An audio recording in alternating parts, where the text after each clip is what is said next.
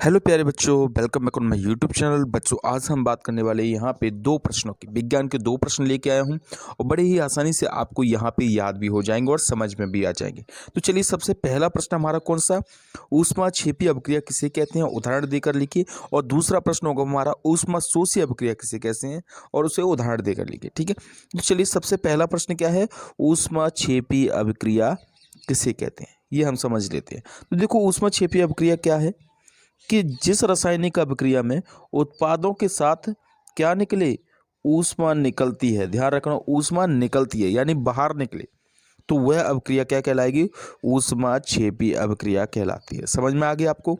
ऊष्माक्षेपी अभिक्रिया कौन सी है, ऐसी रासायनिक अभिक्रिया जिसमें उत्पाद के साथ क्या निकले, एनर्जी भी निकले, यानी ऊष्मा क्या हो जाए, बाहर हो जाए, तो उसे क्या बोलेंगे हम, ऊष्माक्षेपी अभिक्रिया बोलेंगे। हमारे पास एक उदाहरण है, उदाहरण को देख लीजिए।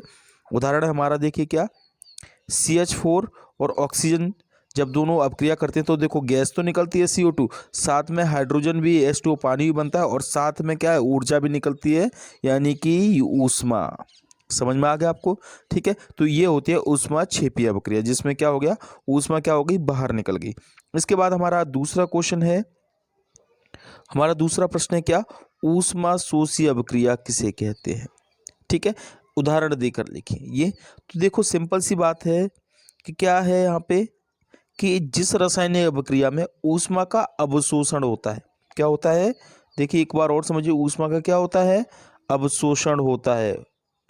ऊष्माक्षेपी अभिक्रिया में क्या हुआ था, देखो, ऊष्माक्षेपी ऊष्मा निकलती है और इसमें क्या होती है, ऊष्मा अवशोषित हो जाती है।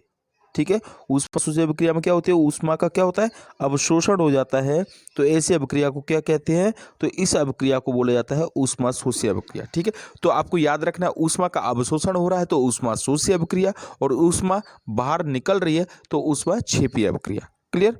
उदाहरण के लिए हम देखते हैं, यहाँ पे हमारा जो उदाहरण दिया है वो क्या है, हमारा उदाहरण है, देखिए, PbNO3 का होल ट्वाइस। ठीक है, इसको जब क्रिया किया तो क्या बना, PbO बना।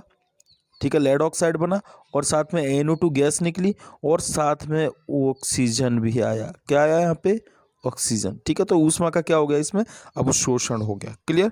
तो ये है हमारा आज का प्रश्न। आई होप आप लोगों को दोनों समझ में आ गए होंगे। अगर आपको ये दोनों प्रश्न समझ में आ गए तो इनको लिख लीजिए और याद कर लीजिए। तो अगर आपको ये वीडियो पसंद है तो वीडियो को लाइक कर दो, चैनल पर नए हो तो चैनल को जरूर सब्सक्राइब कर दो। तब तक के लिए जय हिंद, वंदे मातरम।